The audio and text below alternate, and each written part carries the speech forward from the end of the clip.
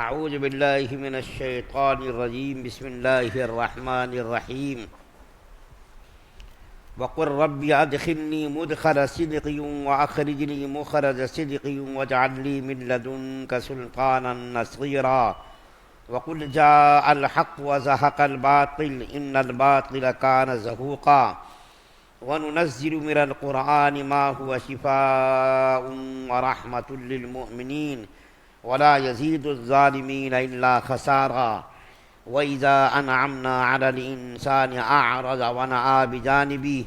وإذا مسه الشر كان يئوسا قل كل يعمل على شاكلته فربكم أعلم بمن هو أهدى سبيلا۔ اور یہ دعا کرو کہ یا رب مجھے جہاں داخل فرما اچھائی کے ساتھ داخل فرما، اور جہاں سے نکال اچھائی کے ساتھ نکال، اور مجھے خاص اپنے پاس سے ایسا اقتدار عطا فرما جس کے ساتھ تیری مدد ہو۔ اور کیونکہ حق آ پہنچا اور باطل مٹ گیا، اور یقیناً باطل ایسی ہی چیز ہے جو مٹنے والی ہے، اور ہم وہ قرآن نازل کر رہے ہیں جو مومنوں کے لیے شفا اور رحمت کا سامان ہے، البتہ ظالموں کے حصے میں اس سے نقصان کے سوا کسی اور چیز کا اضافہ نہیں ہوتا۔ اور جب ہم انسان کو کوئی نعمت دیتے ہیں تو وہ منہ موڑ لیتا ہے اور پہلو بدل لیتا ہے، اور اگر اس کو کوئی برائی چھو جائے تو مایوس ہو بیٹھتا ہے۔ کہہ دو کہ یہ شخص اپنے اپنے طریقے پر کام کر رہا ہے، اب اللہ تعالیٰ ہی بہتر جانتا ہے کہ کون زیادہ صحیح راستے پر ہے۔ آیت نمبر 80 سے لے کر کے 84 تک آپ کے سامنے 5 آیات پڑھی گئی ہیں۔ پہلی آیت کریمہ اس وقت نازل ہوئی ہے جب نبی کریم صلی اللہ علیہ وسلم مکے سے ہجرت فرما کر مدینہ جانے لگے تھے، تو ہجرت سے پہلے یہ آیت کریمہ جو 80 نمبر کی آیت بنو اسرائیل کی 80 نمبر کی آیت پڑھی گئی ہے، اس آیت کریمہ کو اللہ تعالیٰ نے اس وقت نازل کیا جب نبی کریم صلی اللہ علیہ وسلم ہجرت فرما کر مکے سے مدینہ تشریف لے جا رہے تھے۔ اس وقت یہ آیت کریمہ نازل ہوئی اور اللہ تعالیٰ نے نبی کریم صلی اللہ علیہ وسلم کو اس بات کی تاکید کی کہ آپ یہ دعا مانگیے کہ نکلنا بھی بھلائی کے ساتھ ہو، خیر کے ساتھ ہو، اور داخل ہونا بھی بھلائی کے ساتھ اور خیر کے ساتھ ہو۔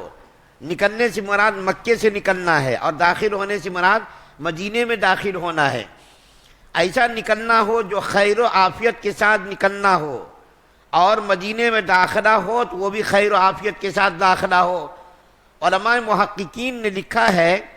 کہ یہ آیت ہر مشکلات اور ہر پریشانی میں آدمی کو پڑھنا چاہیے۔ کہیں جانا ہے تو یہ آیت کریمہ پڑھے، کہیں سے آنا ہو تو یہ آیت کریمہ پڑھے، کوئی نیا ٹھکانہ اگر بنانے کا ارادہ ہو، بنا رہا ہو تو یہ آیت کریمہ پڑھے، اور اگر کوئی کاروبار شروع کر رہا ہے تو یہ آیت کریمہ پڑھنے کا ورد کرے، اور نماز کے لیے آتے وقت مسجد میں داخلے سے پہلے پڑھے، داخلے کے بعد بھی جو دعا ہے اس کے بعد بھی یہ آیت کریمہ پڑھے، پھر گھر جاتے وقت پڑھے۔ تو ہر قسم کی مشکلات اور پریشانیوں کے وقت یہ آیت کریمہ پڑھنا علماء محققین نے اس کو مجرب ثابت کیا، یعنی مفید بتایا ہے۔ تو یہ آیت کریمہ پڑھنا چاہیے۔ اس کے اندر یہی اللہ تعالیٰ سے دعا مانگی گئی ہے کہ یا اللہ نکلنا بھی خیر و عافیت کے ساتھ ہو، اور جانا بھی وہاں خیر و عافیت کے ساتھ ہو، اور ایسی عافیت کے ساتھ ہو کہ اس کے ساتھ آپ کی مدد شامل حال ہو۔ اگر اللہ کی مدد نہیں ہے تو کوئی فائدہ نہیں ہے، اللہ کی مدد بھی شامل حال ہونی چاہیے۔ اللہ کی مدد کے ساتھ اگر کوئی کام ہو تو وہ کام پائے تکمیل تک پہنچتا ہے، اور اس آیت کریمہ میں اسی کی دعا مانگنے کی تلقین کی گئی ہے۔ اور دوسری آیت کریمہ جو 81 نمبر کی آیت پڑھی گئی ہے، اس آیت کریمہ میں اللہ تعالیٰ نے نبی کریم صلی اللہ علیہ وسلم کو فتح مکہ کی بشارت سنائی ہے کہ آپ یہاں مکے سے جا تو رہے ہیں، لیکن جانے کے عن قریب ہم مکہ فتح کریں گے، جو آپ کو مکہ کے اوپر غلبہ عطا کریں گے، مکہ کے اوپر آپ کو غالب کریں گے، مکہ کا اقتدار آپ کو سونپیں گے۔ چنانچہ نبی کریم صلی اللہ علیہ وسلم مکے سے جب مدینہ تشریف لے گئے تو 8 سال کے بعد رمضان کا مہینہ تھا، 8 ہجری تھی اور جمعے کا دن تھا، نبی کریم صلی اللہ علیہ وسلم مدینے سے 10,000 کا لشکر جرار، اندازہ لگائیے جاتے وقت کیسی بدحالی میں گئے تھے، پریشانی میں گئے تھے، کشم پرسی میں گئے تھے۔ مکے سے جب نکلے تو چھپ کر کے نکلے تھے اور غار ثور میں آپ نے پناہ لیا تھا 3 دنوں تک، لیکن 8 سال کے بعد اللہ تعالیٰ نے جو پیشین گوئی فرمائی تھی، خوشخبری سنائی تھی، 8 سال کے بعد دیکھے گئے تو تھے بڑی تنگ دستی میں، چھپ کر کے گئے تھے مکہ سے، لیکن 8 سال کے بعد دیکھے اللہ تعالیٰ نے نبی کریم صلی اللہ علیہ وسلم کیسی طاقت اور کیسا غلبہ عطا کیا۔ 10,000 کا لشکر جرار مدینے سے مکے کو پر چڑھائی کرنے کے لیے آیا نبی کریم صلی اللہ علیہ وسلم کے ساتھ، اور نبی کریم صلی اللہ علیہ وسلم جب مکے کے اندر داخل ہوئے تو آپ ذرا بھی اکڑے نہیں، آپ کو ذرہ برابر بھی گھمنڈ نہیں تھا، شان نہیں تھی، بلکہ آپ صلی اللہ علیہ وسلم کا سر مبارک اونٹنی سے بالکل یوں جھکا ہوا تھا، گردن سے آپ کا سر مبارک یوں لگا ہوا تھا، ذرہ برابر بھی فخر نہیں تھا۔ اور یہ آیت کریمہ آپ کی زبان پر تھی، وَقُلْ جَاءَ الْحَقُّ وَزَهَقَ الْبَاطِلُ إِنَّ الْبَاطِلَ كَانَ زَهُوقًا۔ اور جب نبی کریم صلی اللہ علیہ وسلم مکے کے اندر داخل ہوئے، آج تو معمولی کوئی عہدہ مل جائے، کسی کو نوکری مل جائے، کوئی ایک امتحان میں پاس ہو جائے تو دیکھیے کیسا فخر کرتا ہے، کیسی شان بتاتا ہے، لیکن نبی کریم صلی اللہ علیہ وسلم کو مکہ قبضے میں دیا گیا، مکہ کو آپ نے فتح کیا، لیکن آپ کا سر مبارک تواضع سے بالکل جھکا ہوا تھا، اور جب مکے کے اندر داخل ہوئے اور خانہ کعبہ کا آپ طواف کر رہے تھے تو خانہ کعبہ کے ارد گرد 360 بت تھے، کفار مکہ نے 360 بت، سال کے 360 دن ہوتے تو 360 دنوں کا ہر ایک دن کا الگ الگ بت تھا، ہر ضرورت کے لیے، ہر کام کے لیے ان کا ایک الگ بت تھا۔ تو نبی کریم صلی اللہ علیہ وسلم، ایک روایت میں آتا ہے کہ بت کے اوپر لاٹھی جو آپ کے ہاتھ میں تھی اسے مارتے تھے اور وہ بت زمین بوس ہو جاتا تھا، اور ایک روایت میں ہے کہ آپ صلی اللہ علیہ وسلم بتوں کی طرف اشارہ کرتے تھے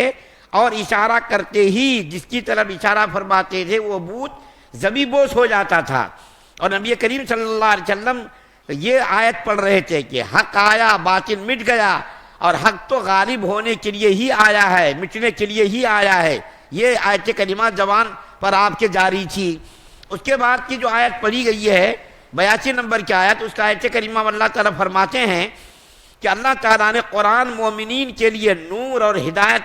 کا ذریعہ بنا کر کے قرآن کو نازل کیا ہے، رحمت بنا کر کے بھیجا ہے۔ اب یہ دیکھیے کیا ہے رحمت، اللہ تعالیٰ نے قرآن کو شفا کہا ہے۔ شفا کس طرح شفا کہا ہے؟ امراض باطنہ سے بھی یہ قرآن شفا ہے۔ امراض باطنہ سے مراد کیا ہے؟ کفر ہے، شرک ہے، نفاق ہے، اخلاق رذیلہ ہے، جتنی بھی برائیاں ہیں تمام اخلاق رذیلہ اور امراض باطنہ انسان کے اندر ہوتا ہے، تکبر ہو، حسد ہو، کینہ ہو، تمام